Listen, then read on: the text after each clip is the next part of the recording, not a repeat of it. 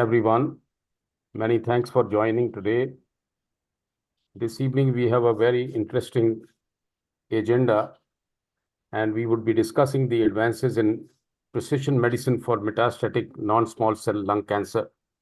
I don't need to sort of lecture you on this because we have a very eminent faculty this evening who would be discussing the various aspects and looking at the various targets which are in metastatic lung cancer, looking at the EGFR and various pathways, the mechanisms of resistance.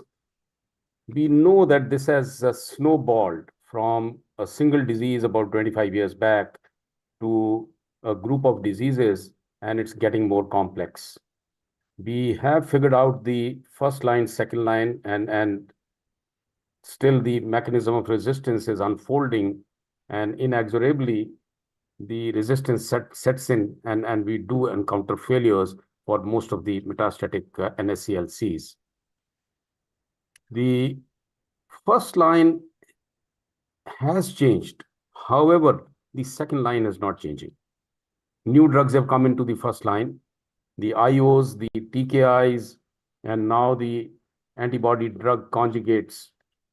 The patients are living longer. They are enjoying better quality of life, sitting at home. And even with the IOs and the ADCs, where there are not much toxicities, patients enjoy a good quality of life. IOs particularly, it looks like as if we haven't done anything.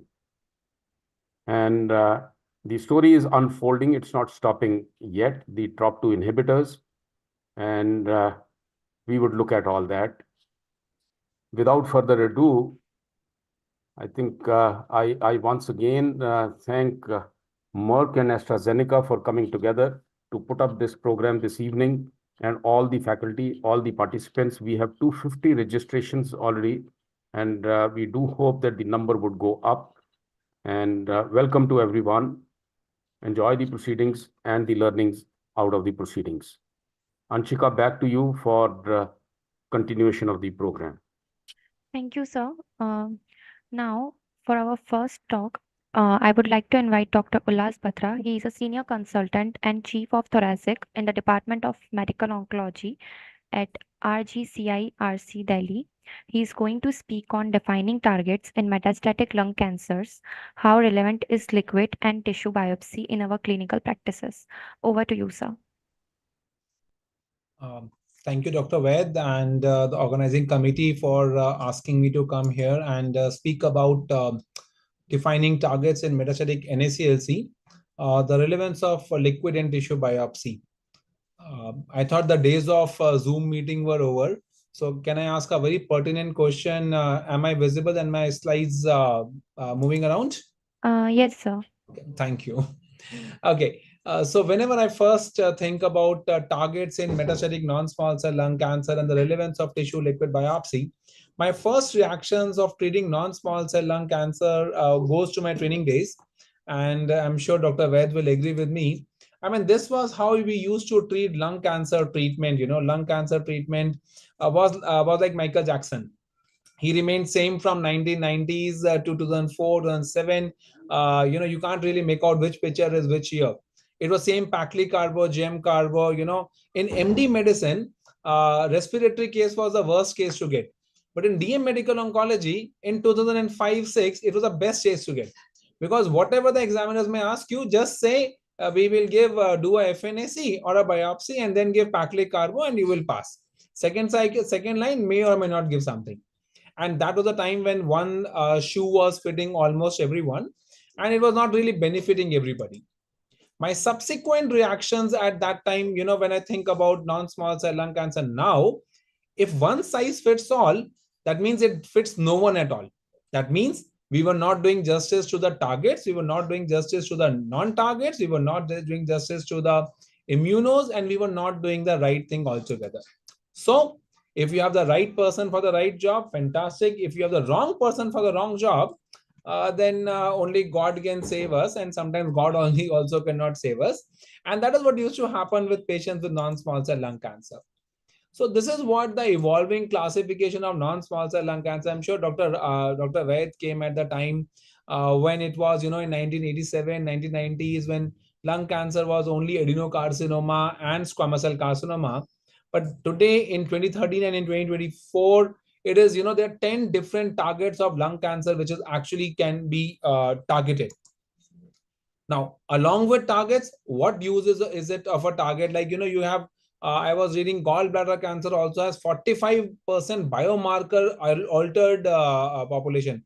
But what use is of a target if you don't have a medicine for this? So look at this, everybody.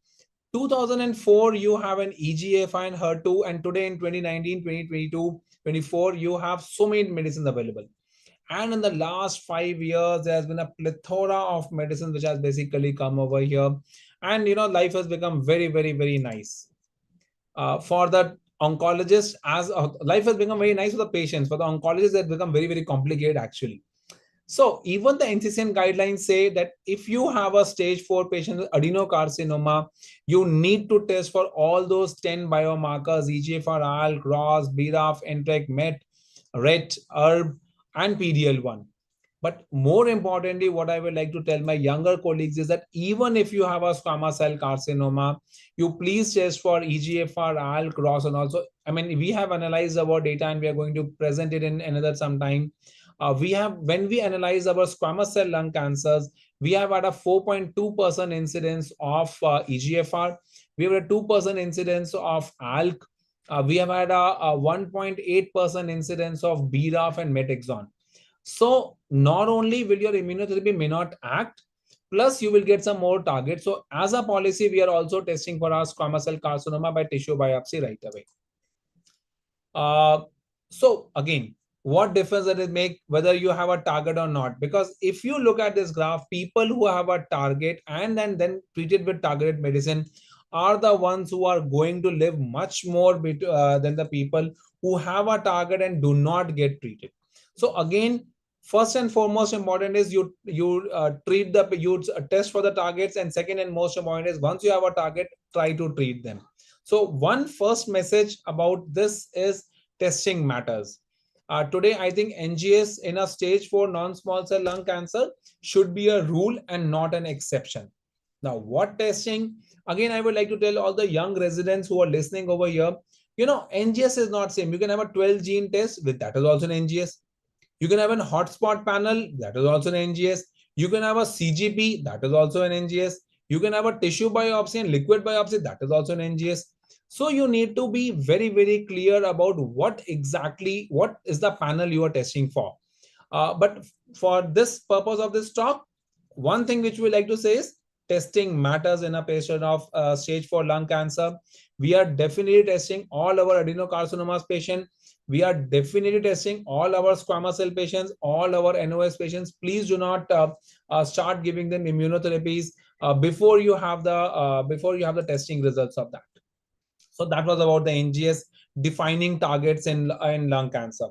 That basically brings me to the first law of oncology, that is, please do a biopsy and go ahead and do a NGS.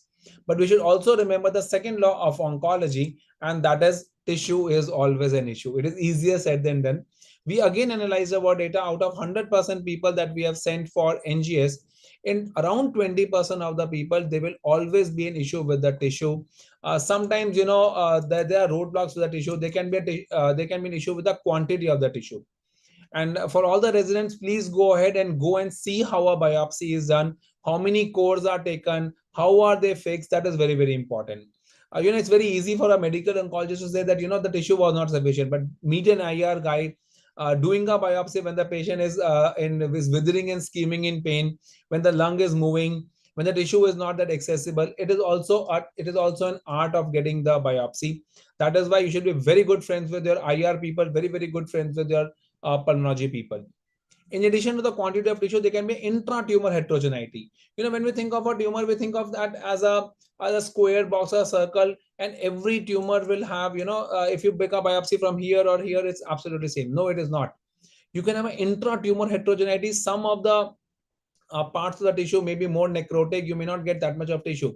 Some may have a EGFR mutation, VAF will be different, some will have something else. On the top of that, there can be inter-tumor heterogeneity. So if you have a tumor maybe having an EGFR mutation at a low VAF in a primary site, maybe in the liver mets that the patient has, or in the bone mets they have, the clone may be different. So you cannot keep on doing biopsies from everywhere. So that's a potential roadblock of the tissue biopsy. You can have inaccessible site, there's a risk of pneumothorax. Patient's misconceptions, very, very important. I mean, when a patient comes, everybody will agree who is listening. A patient always say, doctor, directly treatment chalu kar do, whether you take 2 lakh rupees or 5 lakh rupees, we do not want to get a biopsy because हमने सुना है कि जैसे biopsy करते हैं, tumor फैल जाता है. You have to deal with it every day. Tissue biopsy also is not a very useful tool for monitoring. So there are challenges with tissue biopsy, although we do ask the patients to get a biopsy, but there are issues with the biopsy.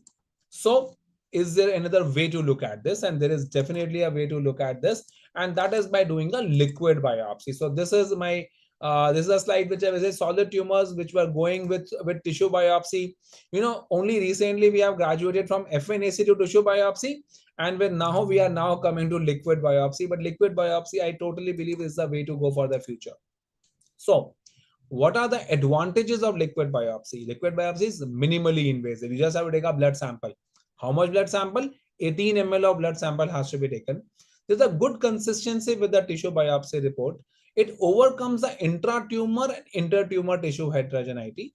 It is faster, although, I mean, it's not that it is faster because the tissue NGS normally takes around 21 days time. In good centers where they do a lot of liquid biopsies, it normally takes around 10 to 11 days time. It can be lesser also. It all depends on the volume of samples that you have.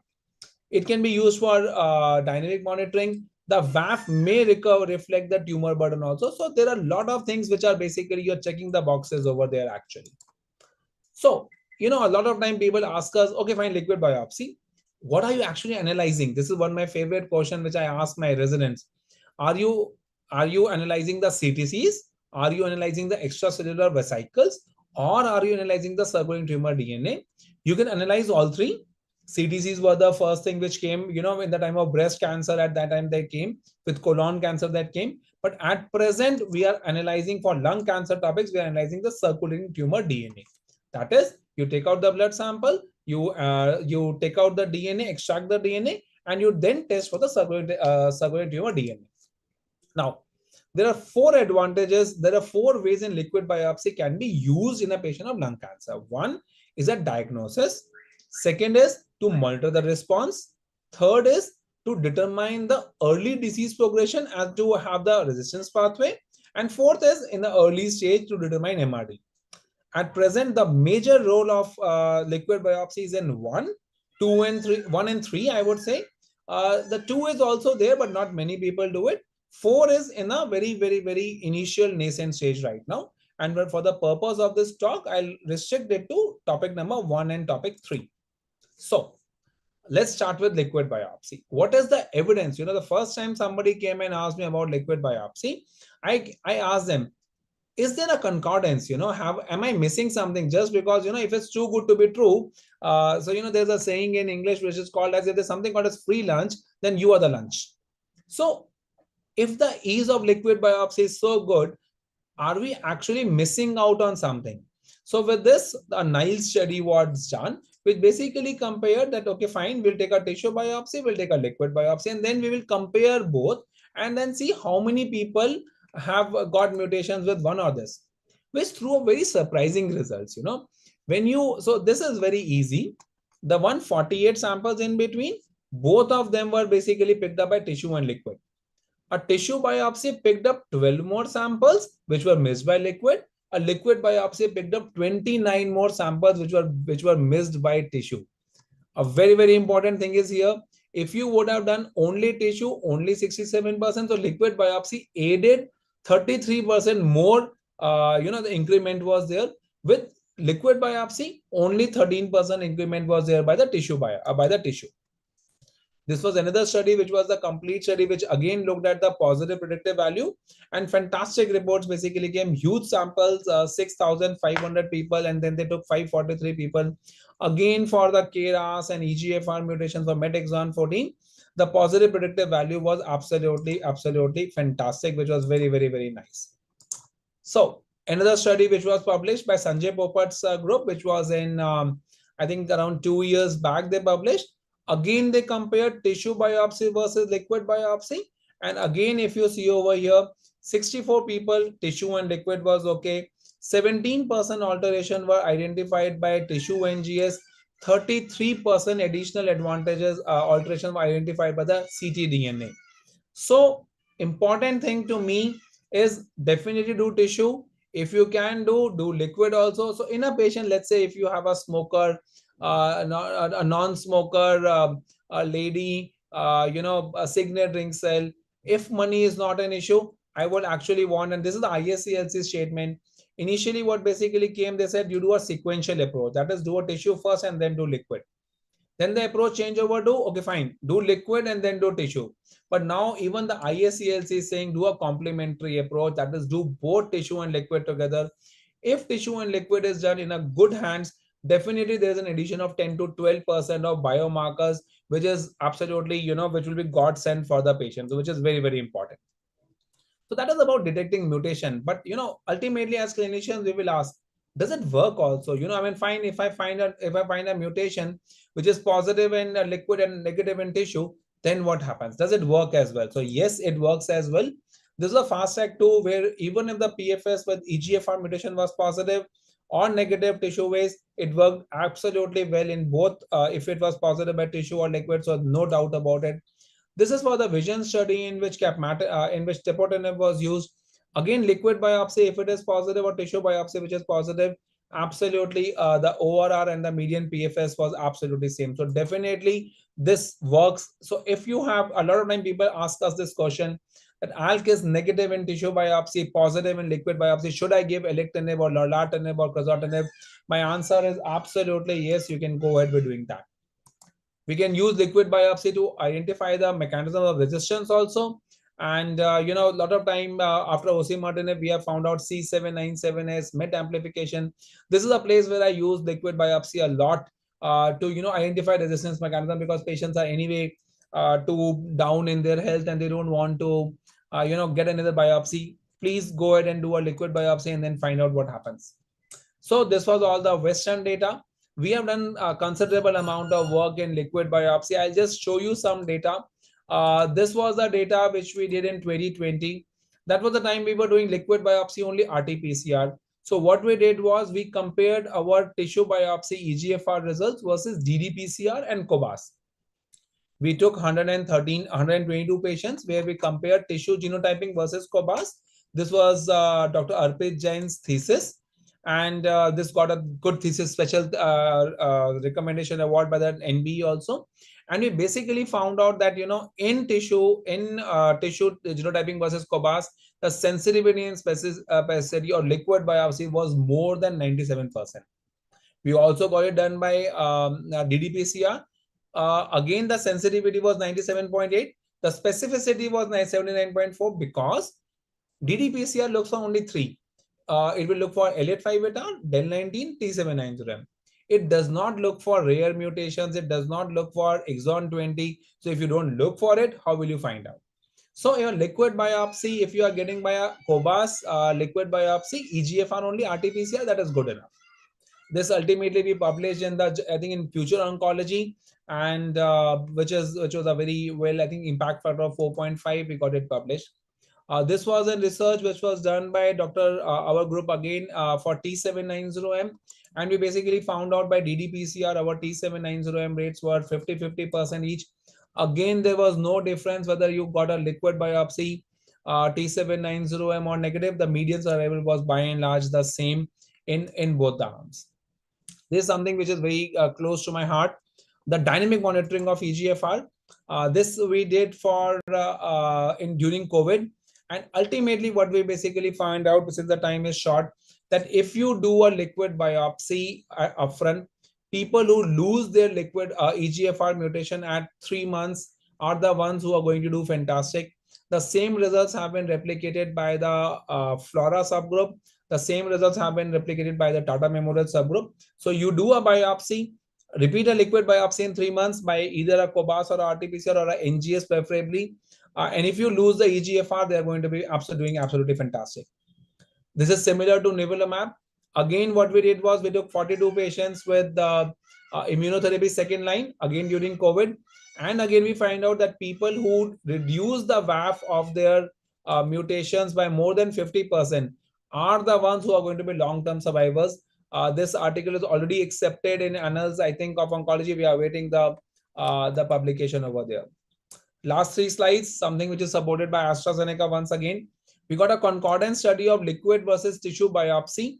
Again, what we did basically was that we took 200 patients. We got a liquid biopsy done and we got a tissue biopsy done. Our own center, all the tissue biopsy NGSs were done.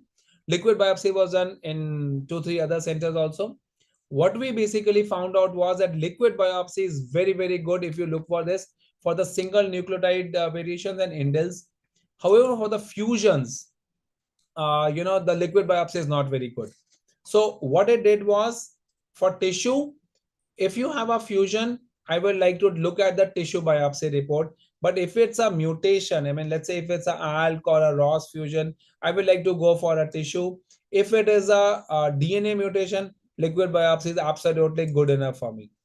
So liquid versus tissue detection rate, I mean, good concordance. If my liquid, so will I act on a patient who has got a liquid biopsy result? Yes, I will act on that.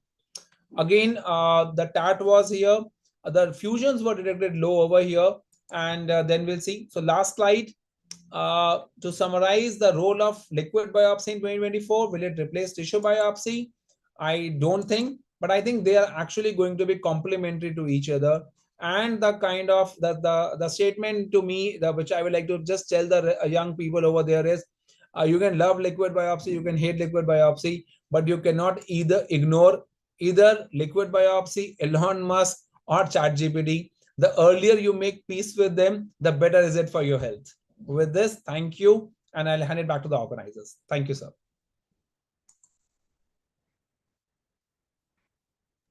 Thank you so much, sir, for such a wonderful talk. Now, for our next talk, I would like to invite Dr. Sheena Goyal. She is a consultant in the Department of Medical Oncology at Medanta, Gurugram. She is going to speak on vision for MET-X14 skipping. Over to you, ma'am.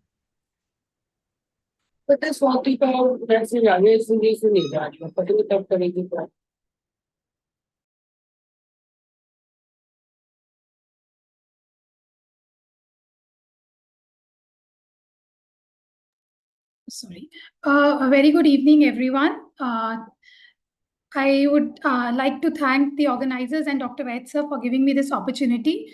I'm Dr. Shaina Goyal, working as consultant in Department of Medical Oncology at Medanta, and the topic given today to me is vision in MET-exon 14 skipping.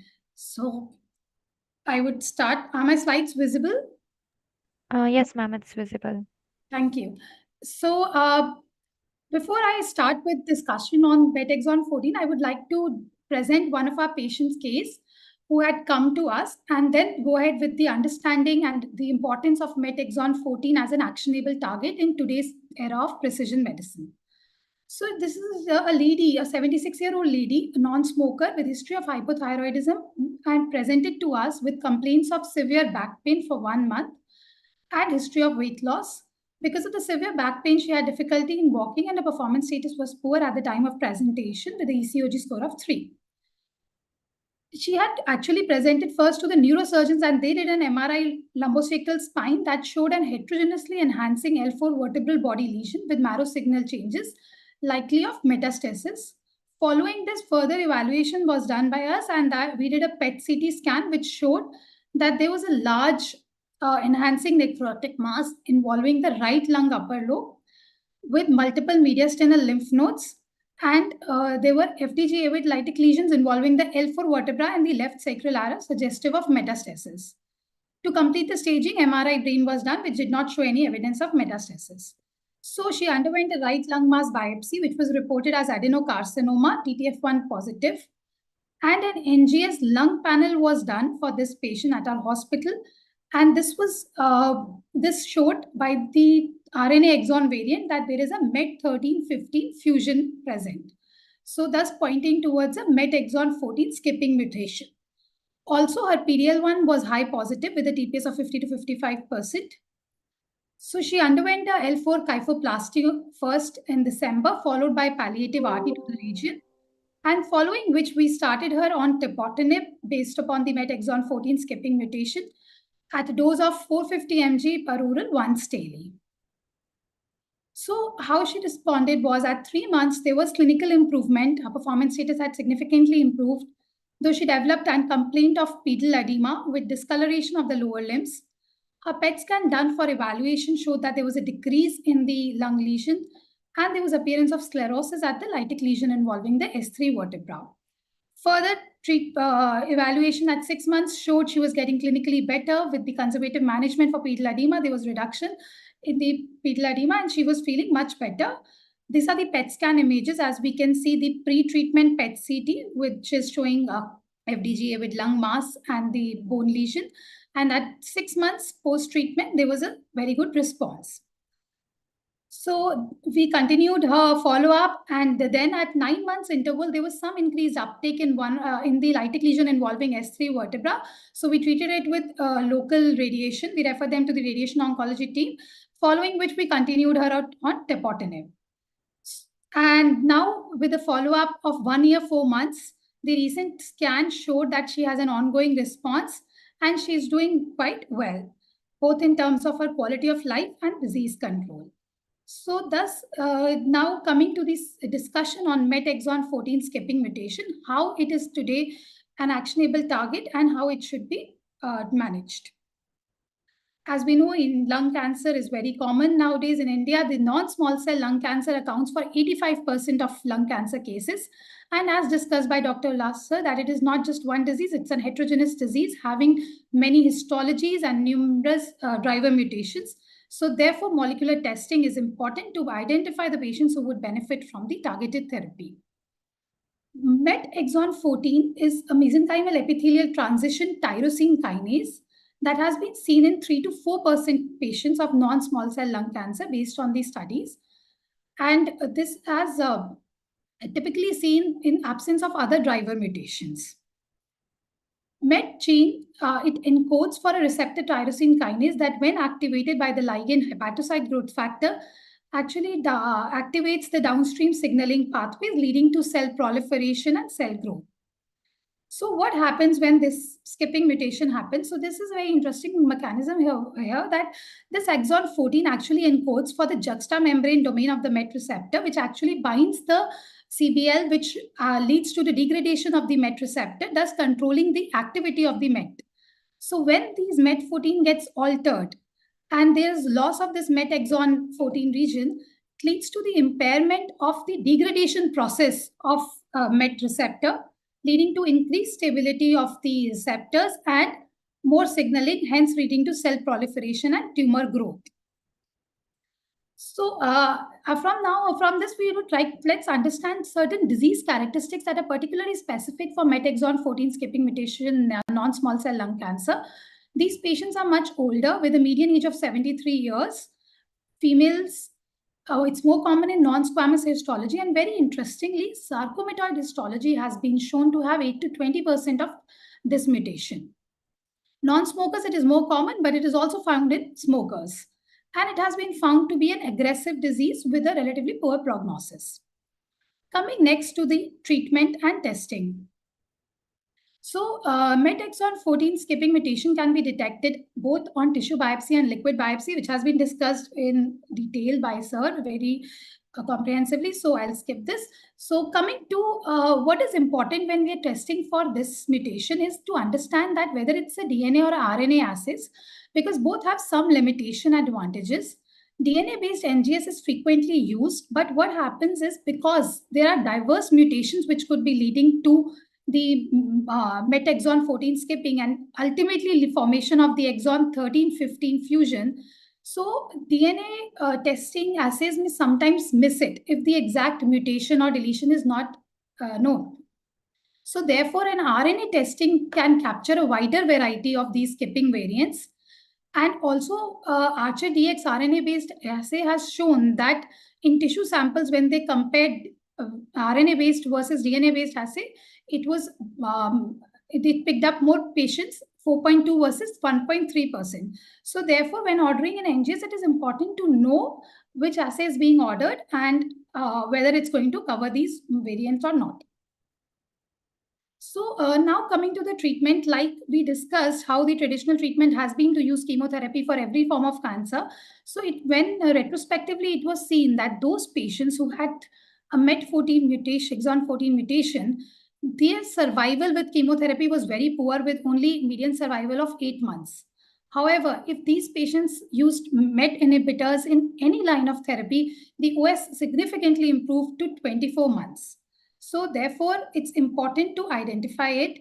Also, with immunotherapy being tried for every type of small cell lung cancer, when it was used for this subgroup of patients, it was seen that even though MET exon 14 skipping patients have high PD-L1 expression, but the response rates with immunocheckpoint inhibitors is quite poor. It was only 17%. Also, the median progression-free survival was only 2.7 months. And as we would see further, how the MET inhibitors have achieved a PFS of almost 15 months. So with this, MET inhibitors are today a standard of care in these mutation non-small cell lung cancer, and NCCN guidelines included as the first line of therapy 2 drugs which are approved are tepotinib and capmatinib, and which could be useful in certain circumstances as crizotinib. So coming to the VISION study, based on which tepotinib was approved for this subset of patients. This was the largest study of its kind involving more than 300 patients. It was a first clinical trial of a MET inhibitor, which included patients who got tested both based on liquid or tissue biopsy. This is the basic design. So advanced metastatic non-small cell lung cancer, patients detected by liquid or tumor biopsy with no prior treatment or 2 or more lines of treatment. There were 2 cohorts to it, and the final analysis included both these cohorts. All patient received 450 mg of tepotinib once daily, with primary endpoint being the overall response rates. The baseline characteristics showed the median age was more than 70 years, 50% males. The Asians were also there, 30%. Performance status was 0 or 1. Brain metastasis at baseline was seen for 17% patients. And like it was shown by Dr. Ulas sir, that how there could be variation between liquid biopsy positive and tissue biopsy positive, and how some patients get missed. So here also there were 2% patients who had a liquid biopsy positive but tissue negative. And there were 34% patients who had a tissue positive and a liquid negative.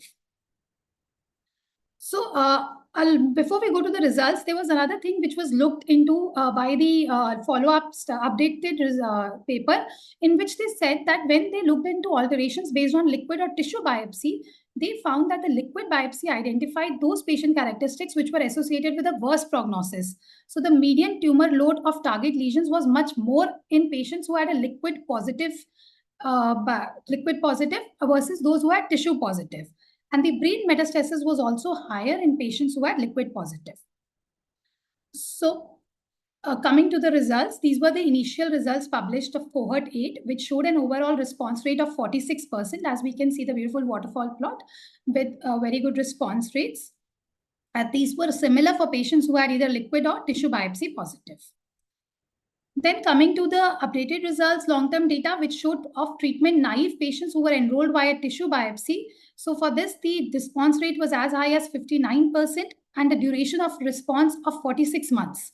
Median overall survival of 30 months. Then when they looked at patients who were previously treated, they also had almost similar response rate of 53 months, which is quite good for patients who had received 1 line of treatment before, and duration of response of 10 months.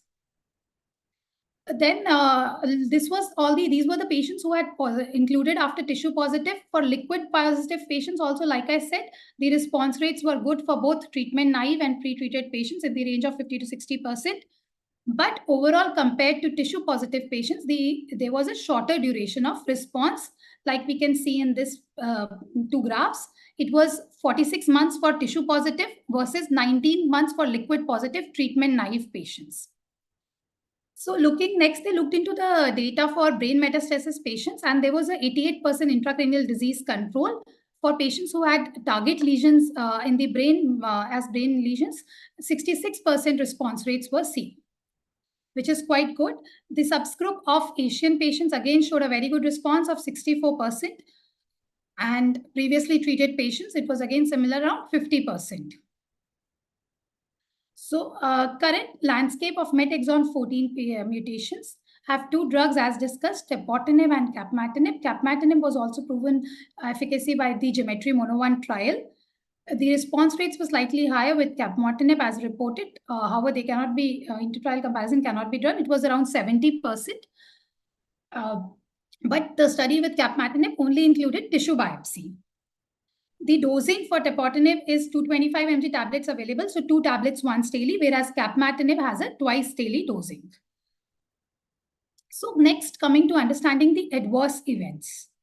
The adverse features which were associated with reported in these two studies have been put together in this table. The common ones were edema, nausea, increase in creatinine, some deranged liver functions like AST, ALT increase, fatigue or hypoalbuminemia. The discontinuation rates were around 15% for tepotinib and around 16% for capmatinib. As we can see from this table, the most common adverse event was 66%, all grade, and that was peripheral edema. And this is what our patient also had reported when she came with follow-up while on tepotinib. So briefly understanding why this happens, as it has been seen that this is a class effect of MET inhibitors, the exact mechanism is not very clear. However, it could be related to the inhibition of MET in the vascular and the lymphatic endothelial tissue. Other various mechanisms have been proposed. So how it is important to us, because it doesn't have a life-threatening complication, but it can negatively impact the quality of life of the patients, especially the elderly who get very affected by limb swelling. So therefore, it's important to regularly monitor the weight of the patient and the limb circumference while they are on tepotinib. And very important to communicate with the patients on the possibility of this happening and how they can prevent it. Patient education on using such as limb elevation or compression garments can be discussed. Sometimes if there's a significant lymphedema, then lymphatic massage can be done. Patients can be referred to the relevant department, and even use of diuretics can be tried. If there is worsening or if does not reduce, then we may have to reduce the dose of tepotinib to a single tablet once daily. So coming to the conclusions now, MET exon 14 skipping mutation is an actionable target. As we saw, it's seen in 3% of non-small cell lung cancer. This has been shown by a study done on 38,000 patients. So it's an important target for which we have to definitely look. And tepotinib is a MET inhibitor which has shown a durable clinical activity. Our patient also had ongoing response at a follow-up of 16 months when tepotinib was used as a first-line therapy. Tepotinib was granted accelerated approval based on the initial reports in 2021, and the long-term results, it has led to the traditional approval in recently in February 2020. So tepotinib is safe and effective first-line therapy option, and this underscores the importance of routine testing for MET alterations by either a liquid biopsy or tissue biopsy in all advanced non-small cell lung cancer patients. This is just the similar thing. So I would like to conclude here. Thank you. Thank you so much, ma'am. It was a very informative talk. Now, for our next talk, I would like to invite Dr. Bhuvan Chugh, sir. He is a senior consultant in the Department of Medical Oncology at Max Super Specialty Hospital, Delhi. He is going to speak on managing PGFR mutated non-small cell lung cancer in today's clinical practices. Over to you, sir. Hello. Hello. Yes, sir. Can you hear me? Yes, sir. Just 1 second, please.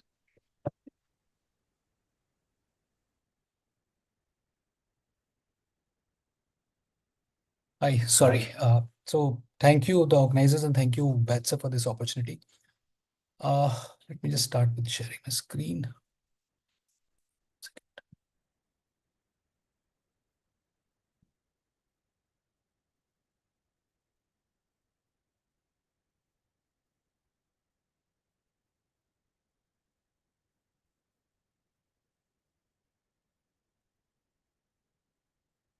Yeah, hi.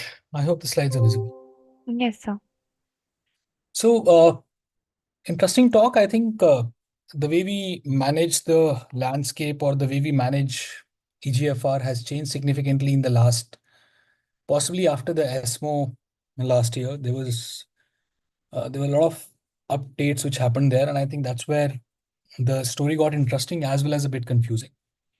So, uh, my outline for my talk would be to begin with a short slide on current standard of care, and then we'll follow it up with the intensification strategies, then understand the high risk groups, then how do we manage the post osimertinib progression. We'll do a slide or two about EGFR rare mutations. Possibly we can skip it if we don't have time, and then we'll do a short take home. So we understand that the way we manage a EGFR mutated lung cancer today is that all of us eventually, we go ahead prescribe osimertinib, which is the standard of care, which Flora in 2017, sorry, there was 2019, 2020 kind of established itself as the first go-to drug with a PFS of around 18, 19 months and with the overall survival of around 38, 39 months. There's a good CNS PFS also, and I think we are all very satisfied in terms of the toxicity profile, in terms of the way it kind of controls the disease. So it's a well-established first-line standard of care for EGFR mutated lung cancer as of today.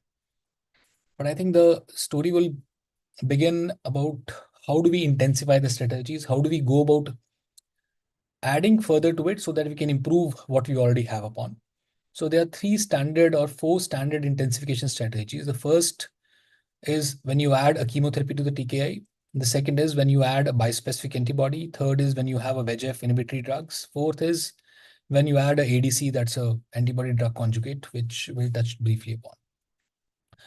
To understand the TKI chemotherapy concept, and I think it was possibly 2019 when Dr. Nortona presented it on ASCO podium, the study, and in the similar year, the Japanese study of NEJ 009 had come out. I think both of these studies were well done studies. They kind of showed that if you added a chemotherapy to the EGFR TKI, which was done in the first generation and second generation in this, the first generation in this, it led to improvement in overall survival. The Japanese study showed that the median overall survival was 49 months. And the Indian study, the full text is not out, but the full text is out, but the overall survival is not mature as yet. Then came the Flora study presented in the World Cancer Lung Congress in 23 in September, Singapore. It again a very, very well done study. It kind of randomized patients into osimertinib with only osimertinib or osimertinib plus pemcarb followed by osimertinib plus pem maintenance. The primary endpoint was a PFS, the secondary endpoint being overall survival. The brain metastasis patients, stable brain metastasis patients were allowed. The brain scans were done at baseline, however, they're not routinely done after that. So what was seen was that the median overall survival, the median PFS, which hovered around 18, 19 months with a single agent osimertinib, had kind of jumped on to 29, 30 months with the addition of a platinum-based chemotherapy. And I think there was a delta of around 10 months with this. And this kind of showed that when you added osimertinib, when you added a platinum-based chemotherapy to osimertinib, you could achieve a better progression-free survival. So moving forward, what we know in our clinics and what we've seen in our clinics is that once you have different EGFR mutations, the del-19s perform better than the L858Rs. However, once you in the Flora, I think both of the arms kind of performed equally well with a hazard of 0.6 and 0.63. The PFS in L858 was numerically slightly smaller, but then I think if you compare it with only single agent osimertinib, there's a significant difference there.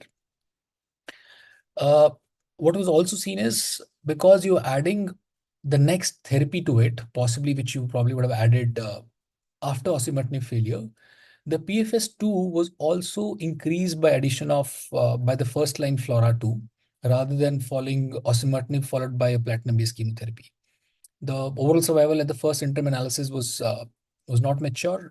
It was published this year with the, I think at this point it was mature to around 27%, and this was at the maturity of around 41%, where the curves have started to spread. So at this point, the overall survival is 37 months with osimertinib alone, and it's still not reached for osimertinib plus chemotherapy. As expected, it's a toxic regimen. You probably have a lot more diarrheas and myosuppressive effects, and I think that bothers us. So it's not for everybody. And then I think as we move on to the next part of our topic, we will obviously discuss about what are we for whom it is, but at this point we know that it is not for everybody. Coming to the second intensification strategy, that's the Mariposa strategy, in which the patients who with similar profile, first line, untreated, patients with the history of brain metastasis, and they were constantly followed with the serial brain MRs. They were spread out into 3 arms: amivantamab plus lazertinib, only lazertinib, only osimertinib. Again, with the PFS, with the primary endpoint being a PFS, in this independent review PSR, PFS. Again, there was a separation of curves. See, we obviously are not supposed to do a cross-trial comparison, but I don't think when we sit in our clinics, when we have to make a decision, we all end up doing a cross-trial comparison. And if you look at the PFS here is around 23, 24 months as compared to 29 months with the FLAURA2. Osimertinib arm is also 2-3 months down, but then I think essentially we're talking about 3-4 months difference between the two PFSs. Again, a wrong way to do it, but then that's where the reality is. Lazertinib monotherapy performed kind of equal as osimertinib. However, the lazertinib plus amivantamab does give you improvement in the progression-free survival. The PFS is irrespective of the brain metastasis. If you there is the patients who do not have brain metastasis, they tend to perform better. We understand that as compared to somebody who do not have a brain metastasis. PFS2, again, it's better than. However, please understand that in the Mariposa, the crossover is not allowed. So if the crossover is not allowed, there is a separation of curves which has happened, a 72 versus 64 months. And the interim overall survival is it's immature, doesn't possibly will not be significant, but then it's still immature to call it off. Amivantamab it's not our favorite drug. It's a difficult drug. Infusion reactions are bound to happen, almost happen in 70 to 80% of the patients. There's a drop in albumin, there is skin toxicity, there is a paronychia, there's stomatitis. It's a difficult drug. So essentially we understand that there's also venous thromboembolism, if you understand. So we understand this Mariposa combination is not for everybody. Again, we need to individualize, but we'll come to that in a bit. The third is the TKI plus VEGF. The stage was set by the Relay trial, in which the erlotinib was combined with ramucirumab. No brain mets were allowed. There was an improvement in the PFS by addition of erlotinib, which used to probably perform by 12-13 months. The PFS increased to 19 months, paralleling what osimertinib would do. And the arms of the two different type of mutations, they kind of performed equally well once you add a VEGF TKI to it, a VEGF inhibitor to it.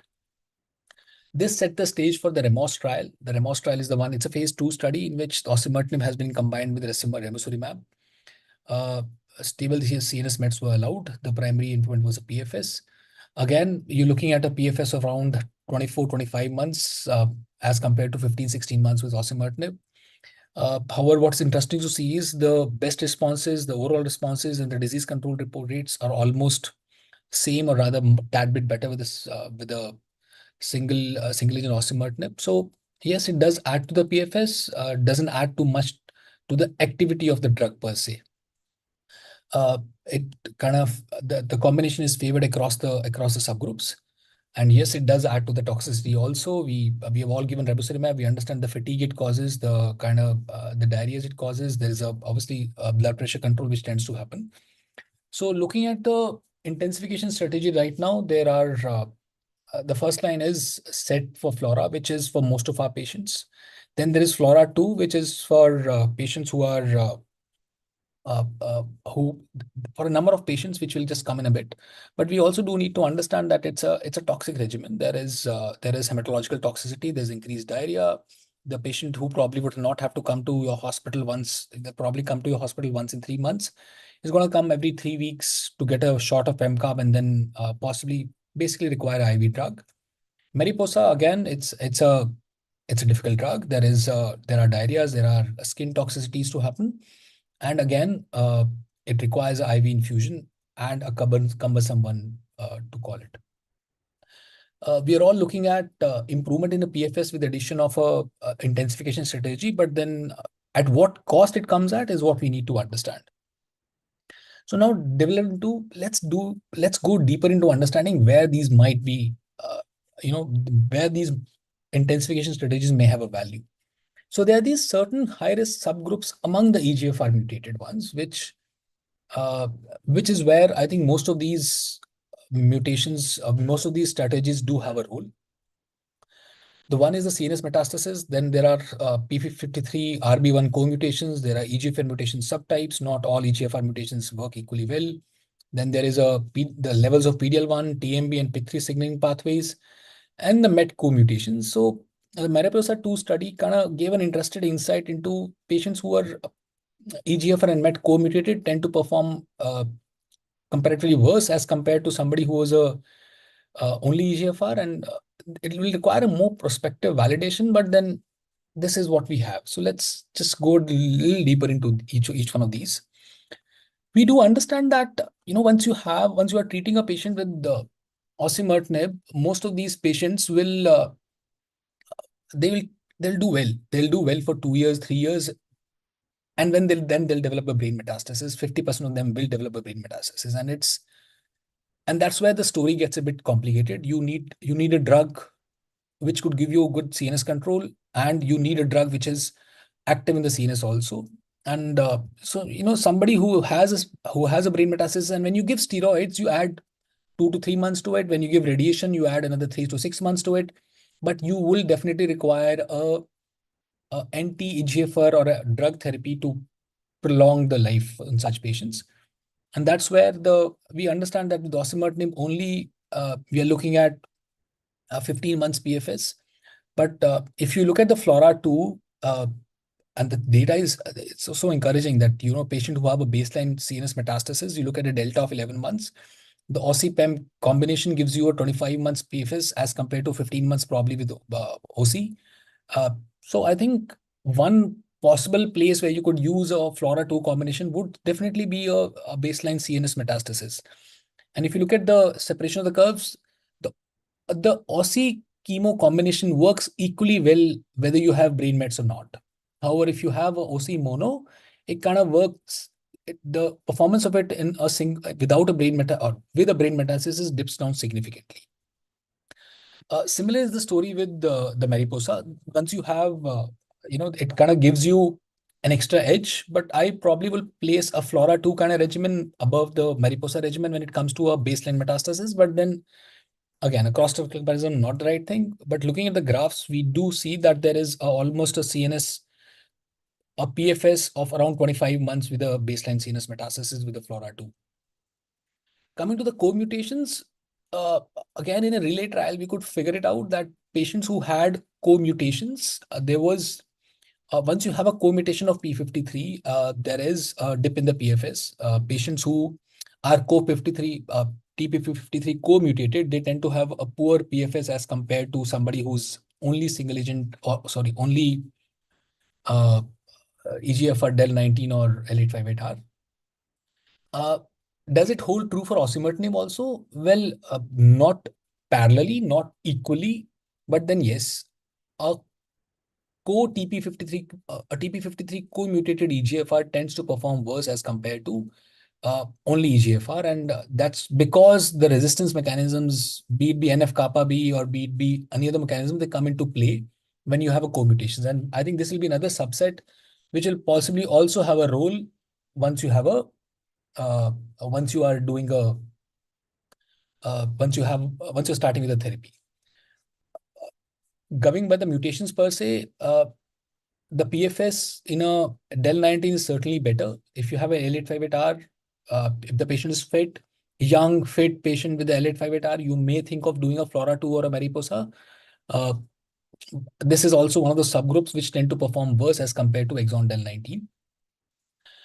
If you look at the FLAURA2 trials, FLAURA2 data in the L858R, there is both the PFSs are improved. Obviously, the del19 tends to perform better, but then yes, there is an improvement in the PFS also. Coming to the PD-L1 expressions, this is very interesting. What is seen, few of them are obviously retrospective study, few of them are observational data, but what has been seen is that if you have EGFR patient, EGFR mutated patient, if you have a very high PD-L1 levels, the chances you'll end up having a primary resistance is higher, and the chances that you'll end up picking. Just can you just give me 1 second? 1 second, please.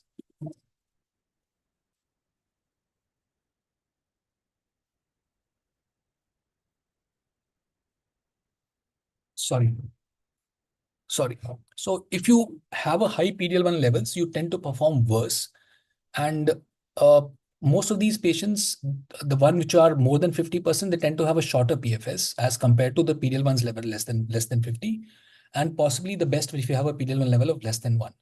So why does this happen? It has also been seen that patients who are EGFR mutated have high PD-L1. They also have a high tumor mutation burden. And these mutations they tend to drive the resistance mechanisms in such patients. So this is where this entire story comes in, that once you have a high PD-L1 levels, you should expect a shorter PFS, and you should be on a lookout for let's say a PIK3 mutation, which possibly will be acting as a resistance pathway mechanism. So what do we do? How do we use it well? I think that's where the FLAURA, the liquid, has shown that the patients who had a persistent ctDNA at 3 weeks, they tend to have a shorter PFS as compared to who had a ctDNA clearance. So possibly Dr. Ullas also touched upon it, that once you are able to do a liquid, you're able to do a ctDNA, and if you have a 3-week clearance of a ctDNA, and you probably will have a better responder as compared to somebody who does not. And this has possibly led to the trial in which you're doing 3 cycles of osimertinib, and then you're randomizing it versus present or not present, and then you're comparing it with single agent osimertinib versus a combination. And I think this will probably be the good phase 3 data to understand whether we are able to make a dent in such patients or not. So overall, we have serous metastasis, we have different co-mutations, and I think these are the places where you will probably like to use the intensification strategies. Moving to acquired resistance, I think I'm left in another 3-4 minutes. I'll try to be a little quick on this. So osimertinib, and now with advents of combination chemotherapies, combinations coming in, we'll obviously have to be a little more aware about that. These patients who tend to progress after osimertinib, they'll have different resistance mechanisms coming in. And the way we understand the osimertinib resistance, I think is going to be very interesting. And generally, for a acquired resistance to osimertinib, there are 3 broad pathways. One is an on-target mutation, in which the EGFR per se has the target of EGFR has per se undergone a mutation, for which you have I'll give you an example and we'll talk about it. And then there are these bypass mechanisms in which a new pathway has been generated by the cancer cells, which is able to bypass the EGFR pathway. And the other is the histological transformations. And then there is a significant subset of it in which we do not understand why the pathway, why the mutation, and why the acquired resistance has happened. So to briefly touch upon that, we had a 62-year-old female, exon 19 deletion detected November 20. Osimertinib given between November 20 to 23. She had oligoprogression in between. We had irradiated it, continued well. And then she progressed in September 23, and we kind of figured out that she had an on-target mutation. She had developed a C797S. She developed a C797S, mind you, without a T790M. So when you have a C797S without a T790, you need to understand between 790 and 797, there is a 7 base pair difference. So if you do not have a T790, you can't call it as a cis or trans. Because once you are reading into a DNA, what you need to realize is that the DNA is cut into 50 base pair odd things. So if you have an exon 19 deletion and then exon 20 C797S, the difference is pretty wide. However, when you have a T790M mutation with a C797S, you'll be able to call it out whether it is cis or trans in relation to the T790M. In this case, we couldn't call out a cis or a trans, but if you have an acquired C797S on a third generation, she responded well to single injectable. We gave a single injectable from October 23 to Feb 24, had a very good response. The disease kind of managed well. And then October 23, she developed a bypass mechanism in terms of ERBB2 amplification. So this is the liquid biopsy we had done that time. Not willing for a biopsy, we figured out that she has a ERBB2 amplification, which was the bypass mechanism. And that's where we started her on Enhertu. Again, responded very well from Feb to May 24. Latest PET has been done, which is responsive disease. However, she has developed a leptomeningeal enhancement and CSF is positive. And possibly because at this point, the C7S has gone away. The del19 is still there, which possibly has been able to permeate into the brains, and the TDXT has been not. So again, what do you do this? How do you tackle there is where the Mariposa 2 comes in. So Mariposa 2 is a triple arm study, so please tell me if I'm overstepping, I'll stop right now. So Mariposa 2 is a 3-arm study in which there is a amivantamab lazertinib chemotherapy, there is a chemotherapy, and there is a amivantamab chemotherapy. What's rather interesting in this study is that there is obviously an improvement in progression-free survival, but then what stands out is that intracranial progression-free survival is equal whether you add lazertinib to or not. So Emi chemo arm is performing equally well as Emi lazertinib chemo arm. So in a logic, we'll think is that amivantamab is a larger molecule. It'll not be able to permeate into the brains, and you'll probably end up having a shorter PFS with Emi chemo as compared to Emi lazertinib chemo. But what was seen was that the PFS was equally well even if you just gave a Emi chemo. To dig deeper into it, what investigators did, they took the patients who had not undergone a prior radiotherapy, and there also the Emi chemo stood its part. The Emi chemo arm worked equally well as Emi lazertinib chemo. So a patient such as this, which I was talking about, possibly doing a Emi chemo would be one of the options. The overall survival is the curves are almost flattened with each other. I don't think they're going to be separating out. Toxicity obviously remains a concern. There's a drug rash, and there's neutropenias, and there is venous thromboembolism. All these will remain a part. But then you're talking about choosing the patients who possibly would need something other than what you'd standardly give them, and they are obviously holding on to the edge for their life. And I think this probably may be a good regimen for a patient I spoke about, also for patients in general who have progressed and have had a brain metastasis now. So there is obviously the other regimens. There's ABCP. I think we have all gone through ABCPs well enough to understand. There are ADCs. There is PeriDXT, DetroDXT. All of them are coming into the lung, and I think this year, ASCO. If you look at the ASCO this year, I think all of these ADCs, the data are being presented. I think we'll have to skip the uncommon mutations, but yeah, just the take home. Current standard of care is osimertinib. Intensification strategies are chemo, TKI chemo, TKI bispecifics, TKI VEGF. We need to individualize the patients which we are choosing. I think we need to be careful. There is a role for these. We just need to individualize the patients. The high-risk subgroups are CNS mets, co-mutations, subtypes, PD-L1 levels high, and co-mutations 1. When it comes to the post-OSI progression, I think a very interesting place. We need to individualize each therapy, and yeah, I think it's an interesting space which is developing now, and I think we'll obviously have more data coming in as and when the readouts happen. So that'll be from my side. Thank you.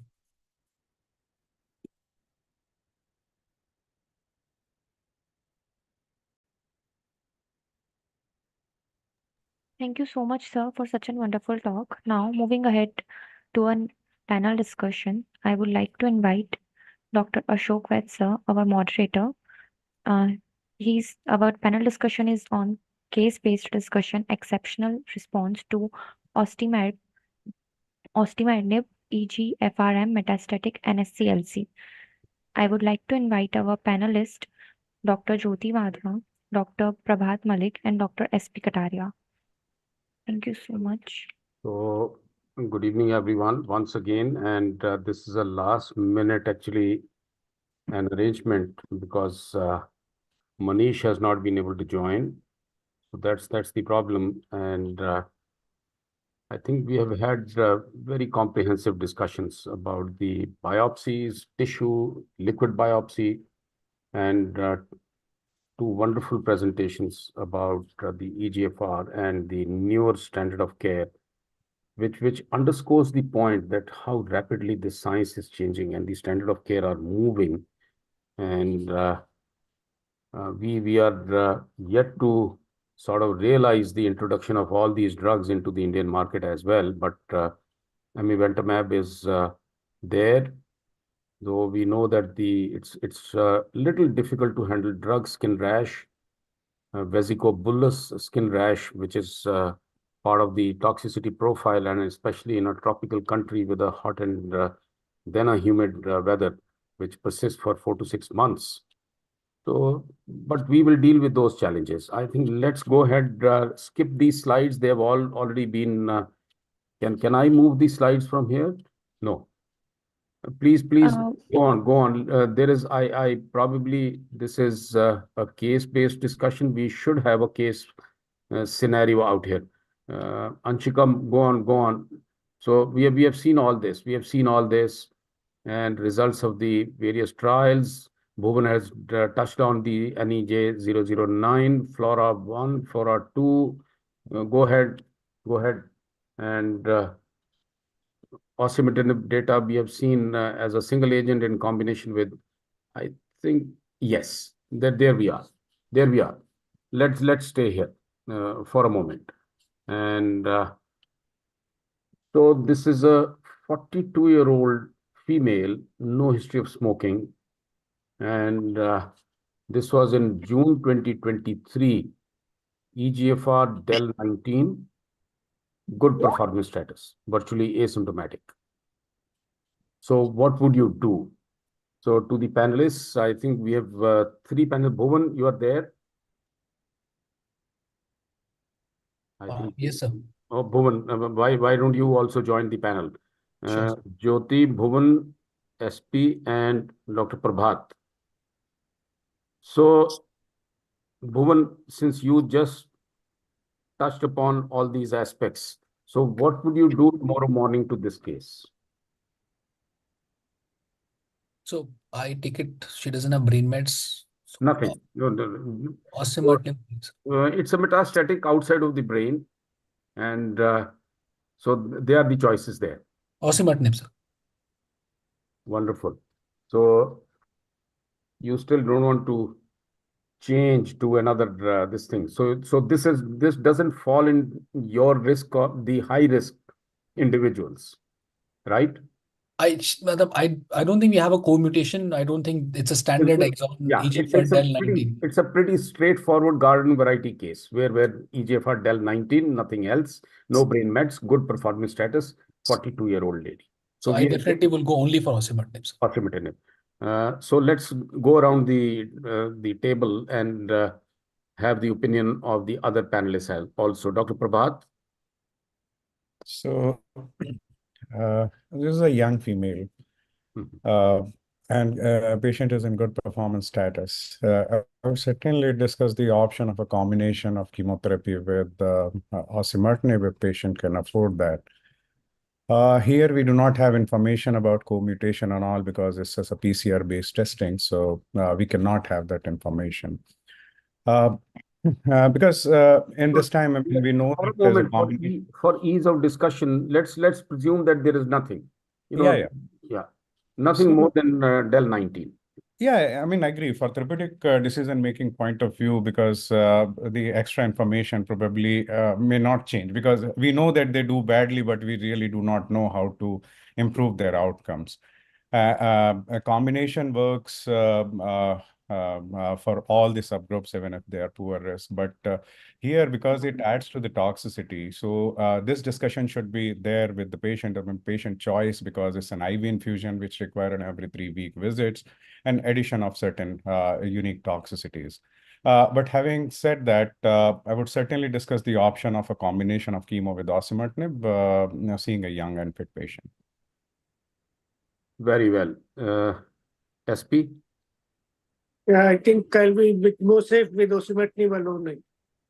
It's easier to handle patient also. I mean, we can monitor them very closely, and when we see when there is, I mean, we get the maximum benefit out of one drug, and then see how she's, after osimertinib, we may have some more options later. Okay, Dr. Jyoti? So I would discuss both the options of osimertinib alone and also osimertinib with chemo, with their pros and cons. She doesn't fit into the so-called high-risk criteria by the available information. So I won't be pushing in for the combination. And I would also tell her the benefit, the PFS benefit would come at significant cost of toxicity. So she may end up choosing, I think, osimertinib alone then.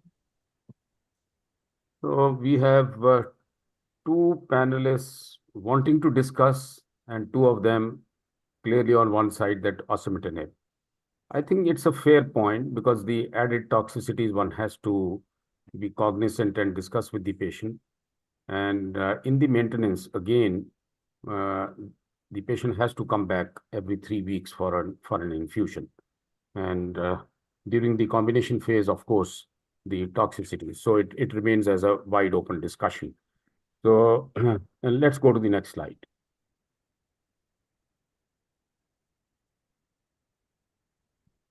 So patient was started on osimertinib alone, and in 2024, that is almost about 3 months, from October, November, December, and Jan, there is interval following findings shows interval significant increase in size and metabolic activity, presently measuring 26 by 19 millimeters versus 14 by 8 millimeters. A reappearance noted in multiple FDG avid heterogeneously enhancing nodular right pleural metastatic deposits, but I can't figure out where is the reappearance. Is it a new finding? So this is a new finding in the last comment is new finding. Take it as a new finding. And there is a gross right pleural effusion. No evidence of metabolically active disease elsewhere. It's a clear progression. So did we miss something out here? Had our diagnostic approach been different in testing? So we are only talking of the testing at this point. Obviously, we chose what we chose. Could we have done something more, Bhuvan? Sir, so for a non-smoker female, I end up doing CGP, as in a comprehensive genomic profiling, rather than a PCR. We all learned with your Very well. I think I agree. Ullas had made that point. Everything is NGS, from a single gene to a expanded panels. Choose your panels, but of course, the CGP always gives you more information. Are there co-mutations and all that? So, Dr. Prabhat, you had mentioned about this, about the lack of information about the. So, looking back, are you in agreement with Bhuvan? Yeah, I mean, completely agree that this patient had an early progression, which is very unusual in a classical DEL19 patient. So possibly this patient might be harboring a P53 or RB, which these patients generally have a very early disease progression, or maybe some other resistance mechanism, which So, might. Jyoti, your thoughts on that? Definitely, sir. So this patient is behaving in a very aggressive manner. The disease is very a bit different, aggressive biology, and obviously broad panel NGS is what is the need of the hour. And we don't know, this patient might have had co-mutations or something else, which would have prompted us to add chemotherapy upfront to osimertinib. Absolutely. So that is very, very important. Absolutely. SP, would you obviously the discussion is totally one-sided. Everybody is on one side, but we Yeah. don't have information about anything beyond. I'm surprised. Manish had put up this case. No, Probably. even otherwise also, even histology, we would want to look back. Is there a sarcomatoid component there or not? More of it. Are there any other co-mutations there? So everything will, you have to revisit everything and see what the sample was. And it's not a typical garden response to the best TKI. Within 3 months, she's progressed. She's I think all of us are aligned that this is a young lady who's not behaved the way one would have expected. And this is like a hyper progression, this is too soon. Is there a KRAS mutation there along with it or something like it? Really Very well. Let's go to the next slide, see what is the surprise for us on the next slide. Honestly, I have not seen these slides earlier. So pardon me if there is some sort of a gap in the presentation or the understanding from my part. All of you are the learned people. Now, what will you do? So the options are local therapy done, then florid progression of disease, biopsy, EGFR mutation, no other mutation. Disease is progressive. What do you do next? Who takes this? I keep it wide open. Fastest, finger first. So here, the most important aspect would be to first rule out a small cell transformation. Although rare, but in these kind of cases, which are very early progressive, so that should be something which should always be looked at more carefully. We can have a mixed histology of a small clone having a small cell clone which is emerging. Very interesting, Prabhat. So what is the earliest you have seen a transformation in your practice? And I'll tell you mine, and which will surprise everyone. I have even seen at baseline. I would still call it transformation because probably we could not pick up that. On treatment, how soon have you seen that? So, I mean, we do have a series of cases where we have found small cell transformation, and it varies. These intervals varies quite long, somewhere between 3 months to even beyond 2 years. So we have, I mean, examples of all these. But what I'm saying that when we are doing liquid biopsies in many of such cases earlier, so we detected an EGFR mutation on liquid biopsy, and then we did biopsy. It was small cell. So you do see all these kind of surprises. Dr. Jyoti, what's the earliest you have seen? I have seen beyond 12 months, sir, not before 12 months. And Bhuvan? I've not had a small cell transformation. SP? Yeah, but actually, what I've seen is that small cell seems were initially treated. They are in remission and they have developed non-small cell. That's a different actually second malignancy I've seen within 2 years. Let me narrate a case, similar case, 31-year-old male who had a NSCLC, and at first assessment, he had progressed. We did a biopsy again, and it was a small cell transformation. So I've seen it at 3 months. So what do you do next? We haven't answered that question. Bhuvan? So biopsy, send a CGP for both liquid and solid if the finance is not an issue. Otherwise, send a. I would probably want to do a both. So can we see the next slide? What's there? Any histology? Any information on the histology? So 2 cycles. Is there information about biopsy? No. So okay. Now that's interesting. So would you continue osimertinib and add chemo, or give up osimertinib and cross over to chemo? I see no evidence of osimertinib working, as in something is missing somewhere. I probably want to do a CGP. I definitely want to look at the genomics before I give her the toxicity. See, eventually we add osimertinib, it adds to the toxicity. I don't know Let's- at this let's- point when you are checking after 2 cycles, is it the chemo response or is it the osimertinib response? There is no reason it should be osimertinib response. The So patient is let us already presume has Manish had done it. Let us presume Manish had done it. So then what's the question, the answer? Ossi plus chemo or chemo alone? How many would go for Ossi plus chemo? And is there data to say that beyond progression, we know trastuzumab still works beyond progression? A lot of times we do use the previous drug. But is there good evidence to say that Ossi plus chemo would be the good choice, Prabhat?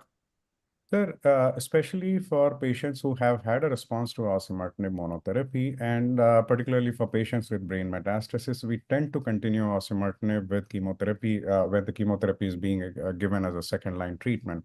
For osimertinib particularly, we do not have this trial like stopping osimertinib at progression and chemo alone versus both. We did have this trial with gefitinib where it showed that there is no added advantage of continuing gefitinib. But extrapolating that, it seems when a patient has developed resistance to TKI, probably they may not benefit to that magnitude. So the quick answer, Ossi plus chemo or chemo For alone? this patient, chemo alone. Bhuvan, chemo alone, right? No, sir, I'll possibly do a Mariposa 2. I would probably want to add something to the chemo. ABCP or a Mariposa 2. Okay. Dr. Jyoti? So I can't, this patient has deletion 19. So, something is being missed, So can't just discard OSI and just resort to chemo. Let's take what is being shown to us, what is being presented. That's the reality. Let's say that that's the stark reality, that we have to treat this patient based on, no new information.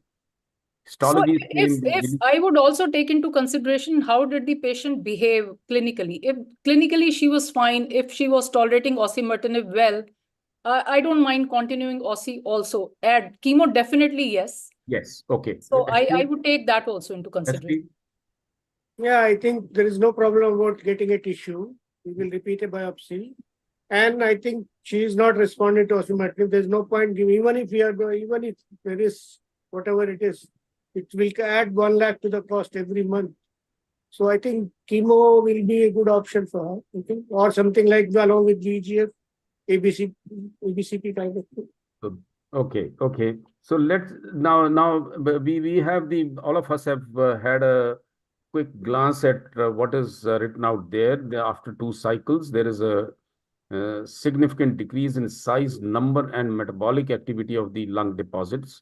So there is a response. Let's go to the next slide.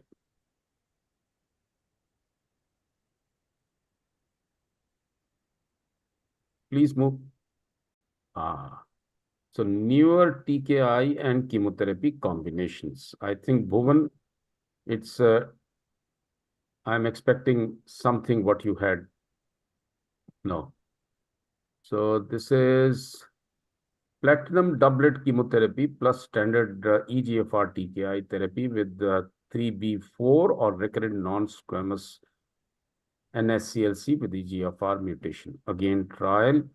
So the trial design is Jeff versus Ossi, and Jeff or Ossi's cisplatin pemetrexed and reinitiation of Jeff plus or osimertinib.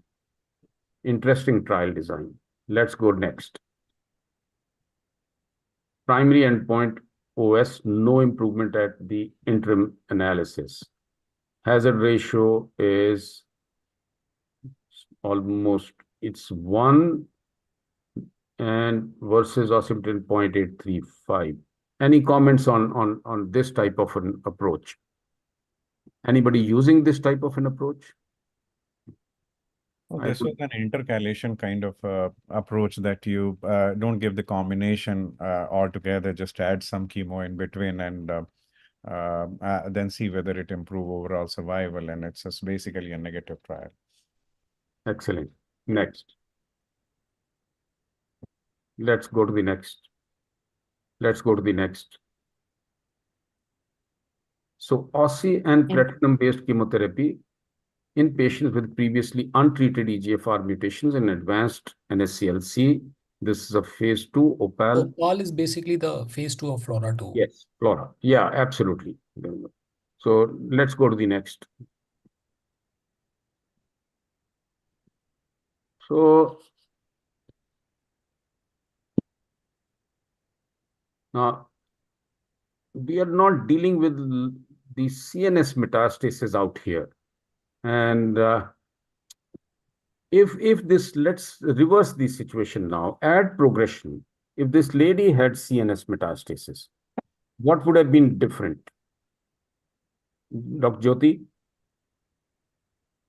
So if CNS was the only site of progression on whatever systemic therapy, CNS as part of the global progression. Cranial as well as extracranial both had progressed. On OSI with chemo? OSI. The first. On OSI alone. Right. Let's deal with the first progression first and then come to OSI plus. We'll Right. deal with So next. if she had progressed globally on osimertinib alone, I would have, besides retesting and all that stuff, rebiopsy and CGP, I would have changed altogether. Maybe, ABCP or, and obviously taken into consideration whether the brain mets were symptomatic or not. So dealt them first and then followed by palliative systemic therapy, the second line one, which could have been ABCP also. Okay. And Prabhat, what would you have chosen? So systemic chemotherapy alone would have a limited efficacy for brain metastasis, probably a Mariposa 2 kind of an approach, combining, lazertinib access is still a limitation for us here. So maybe amivantamab with chemotherapy with or without lazertinib. Okay. So now, Bhuvan, whatever we gave as at progression, now this patient has failed the OSI plus chemo also and now develops a brain metastasis. So let's forget the previous situation now. Now this patient had OSI failure and now an OSI plus chemo failure. So I think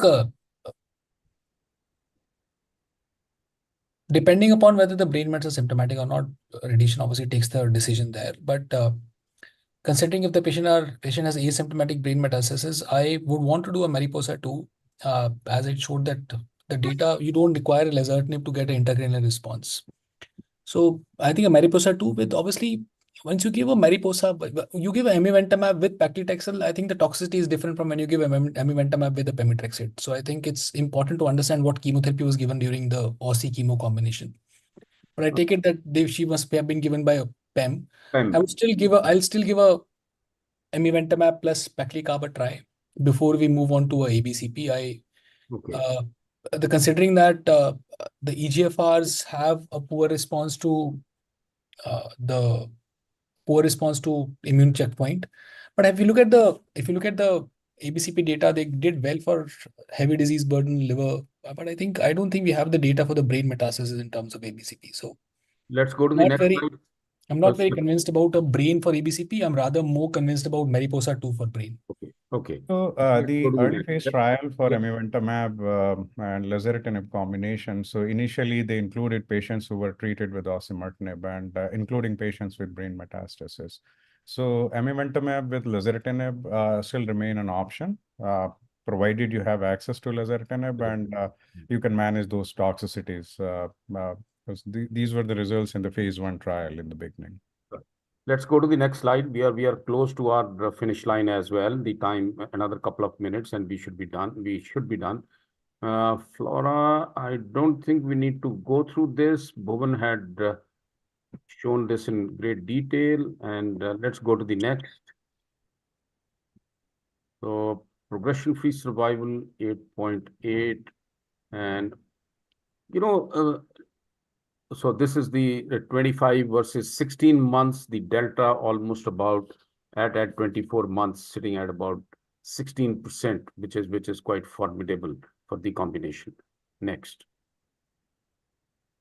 And that's the, that was the blinded assessment of 9.5 months progression-free survival. 29 versus 19. So again, about 10 months. Next. Next.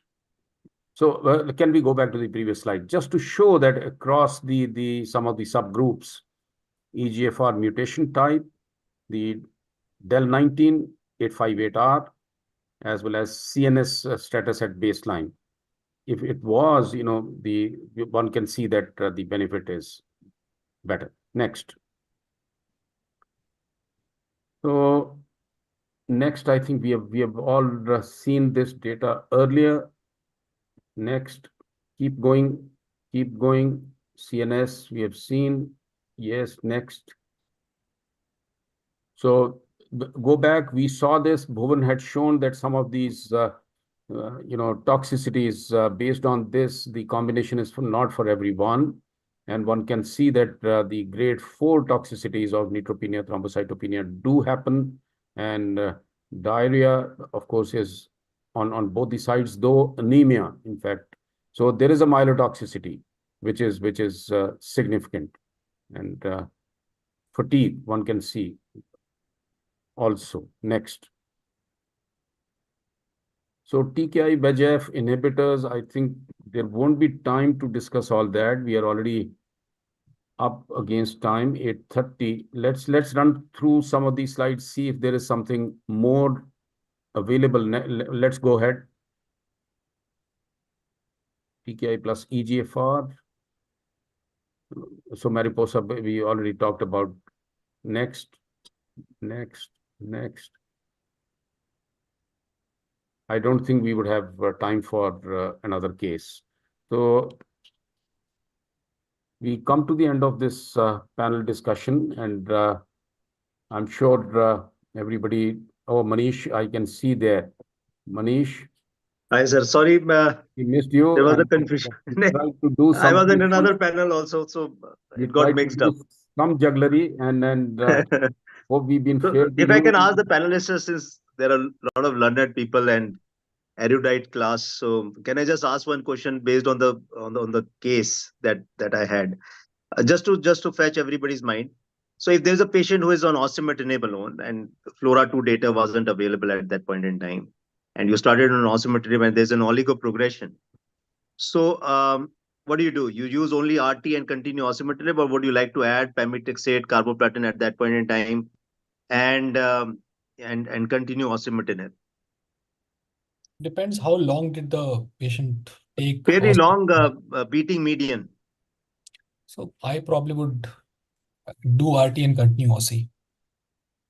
Okay, and if there is a sort of a lymphangitic spread, and RT can be tricky and cause unnecessary toxicity, and will you hold osimertinib if you are doing RT to the lung? We all have read through the data of doing pneumonitis happening with OC, and especially I probably would not call a lymphangitis or oligoprogression. I think that probably would be my differing. So if you have sitting at a patient isn't very symptomatic, small nodules here and there in the lung, all of them cannot be targeted. Not exactly a lymphangitic spread, but then not very suitable for RT. I think you would not like to irradiate a large area of lung with RT, not a significantly large, but then you are afraid of, causing ILD. I think you would land up giving a more pulmonary deficit to the patient, and the TKIs are also. The patient isn't symptomatically progressing; it's only a radiological progression, not highly suitable for an RT. It's not a bone spot, which you can easily irradiate and continue osimertinib, but it's a lung lesion. What's the pain? Maybe do an earlier assessment, and if you find there is a doubling which is happening in about 6 to 8 weeks time, then probably adding chemo might be a better option. Actually, this is like a more like. And what do you do, sir, with osimertinib then? So that's we were actually discussing that. And patient can't afford amivantamab, and we know that most of them cannot. Most of our cases can't. I think it's a judgment call. One could continue. Either side. You want to do an NGS? Taking a corollary from FLORA to. Yes. So I'll add. Sir, NGS done. It still shows the EGFR mutation. No T7 NTM. It's done on liquid biopsy, not on a solid biopsy. The nodules aren't very easily biopsyable. So Then you can continue osimertinib till she becomes symptomatic. I know there was an old study where you could continue if the symptoms aren't there. I think that was in the erlotinib era, where you can actually continue. I think it was the innovation study or something. So there was a study, and you can get a PFS of around 4 months, 4.5 months. Prabhat, So is basically, it wrong to add chemotherapy at that point in time and continue osimertinib? so yeah, if it has been a long PFM, we just had this discussion whether we continue osimertinib beyond progression or not. So, I mean, most people would probably continue if it has been a long progression and patient had good response, and especially if the patient have had the brain metastasis. So these are the Because patients. now we know that the chemo and osimertinib can gel well based Yeah. on the FLORA2. So, so how So do you interpret one the point results to of the your Mariposa now that many patients will go on to osimertinib plus chemotherapy? So does the Mariposa 2 hold true now? Because many of these would have been exposed to. So Mariposa 2 was for osimertinib progression and not for FLORA2 trial design. Yeah, technically right. Yeah. Yeah. So it would, but yeah, because beyond using chemo and TKI combination, the choices you have are very limited. Yeah. So in those situations, I would not mind even but the challenge is that lazertinib is not yet available, and it's a toxic drug. That's what we were even discussing before you joined, that in such cases where you have already used chemotherapy, you have used TKI, so maybe combining amivantamab with lazertinib, for which you have data. The Chrysalis phase 1, it had a cohort of osimertinib progression. I mean, they did not combine it with chemo. So there we know that at least it has efficacy, and including the CNS efficacy. So you do have some data of doing such combinations. Right. So the second case was an interesting one. Patient on osimertinib, EGFR mutated del19. Within 2 months, almost remarkable or CR on PET CT scan. By the 4th or the 5th month, massive progression, biopsy done, comes out to be small cell carcinoma lung. Female, never smoker. We had a discussion. And I think that greater discussion is about this. We had a discussion around that. And you had the discussion around that. Yeah. So Manish, my apologies. We'll have to, Yeah, sir. Sorry. Yeah. Short. Sorry for joining in late. No, not at all. I missed out on the discussion. We did enjoy, and I would repeat that I'm hopeful that we did justice to your cases, and so grateful for the input. Still, Sorry, can I have 1 minute? I just wanted to take the comments on the last patient which I had presented. I think you, if it's all right, just take a minute extra. Go ahead. Yeah. So Dr. Manish and Dr. Prabhat and Dr. Jyoti and everybody there. So this was the patient. I rather put the thing also there. 1 second. So she is the patient. She is basically a 62-year-old female, exon 19, osimertinib, gave 3 years with intermittent oligoprogression treated with radiation, had an on-target C797S, gave geftinib, then developed a bypass for ERBB2 implication, gave TDXT, responded well, then has had a leptomeningeal disease now, and the systemic disease is in control on TDXT. So with this, the CFS has come out to be positive. So now my question to you is, should I do a TDXT plus osimertinib versus a Mariposa 2 versus radiation to the leptomeninges and continue TDXT? TDXT, I think, has significant bone marrow toxicity. Leptomeningeal radiation would make TDXT, there's no systemic progression. Just the leptomeningeal and TDXT, the system has rather responded well to TDXT. Wow. The problem with TDXT and OSI would be the lung toxicity. So in such situation, probably I will re-challenge with osimertinib using higher doses of osimertinib, and up to 160 milligram, for which we have the Bloom study. Basically, we'll do the Bloom approach, and maybe top it up with some intrathecal methotrexate. So how about doing a Bloom with chemo, and you do intermittent Bloom and intermittent regular OSI? I mean, yes, you can do that, but I mean, you can certainly add chemotherapy here, but we all understand that for leptomeningeal disease, the additional advantage of chemotherapy would still be So questionable. I also felt that her leptomeningeal is basically because of the EGFR. It's the ERBP2 has not been able to, that's been tackled well. Did you do the CSF NGS? No. I was planning to do a single cell genomics. Is that the CSF CG NGS has a problem of short half-life. So the single cell genomics is being done in Pune by one cell. I was thinking of flying her to Pune and getting a single cell genomics done for it. But yeah, I think that will also give me a good idea. So I had a word with Arvindan, who's the CEO there.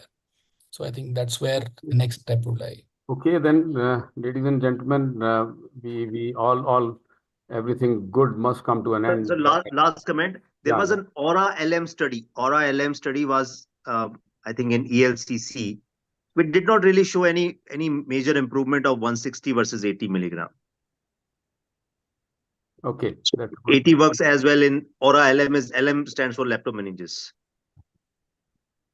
Chaliye, good then. Thank you very much. And let me share with you, we had 153 live audience on this program. I take this opportunity to thank everyone.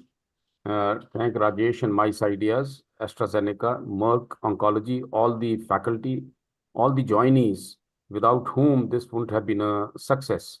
And we hope to see you on another program soon enough. Take care. Good night. We close the program here.